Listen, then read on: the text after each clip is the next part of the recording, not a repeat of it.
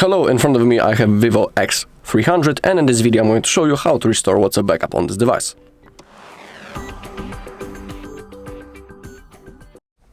Alright, but before we open up our WhatsApp, we need to open up the settings.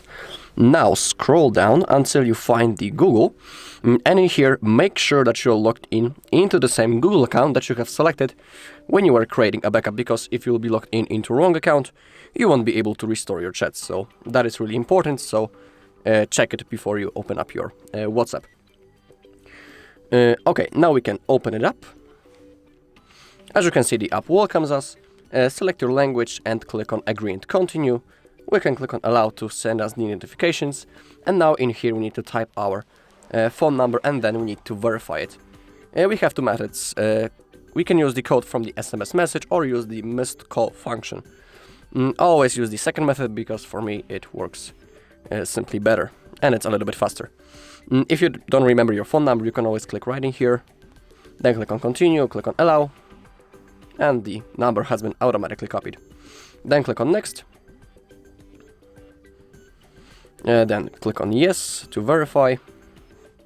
Now we need to wait a little bit. Okay, in here currently the missed call function is selected, just like I was talking before. If you want, you can click on Verify another way and select, for example, the code from the message. Now click on Allow. Okay, now we need to verify the number, so we need to wait a little bit. Alright, verified. Now we should have something like that, contacts and media. Now click on Continue. Now you need to allow for everything. Okay, now select Restore from Backup, and you need to do it right now, because if you'll skip it, you won't be able to do it later. So that's the only moment when you can restore your chats. So select Restore from Backup and click on Continue.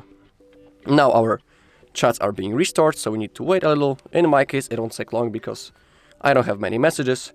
Okay, 12 messages restored. Now click on Next. In here you can type your name and also change the profile photo.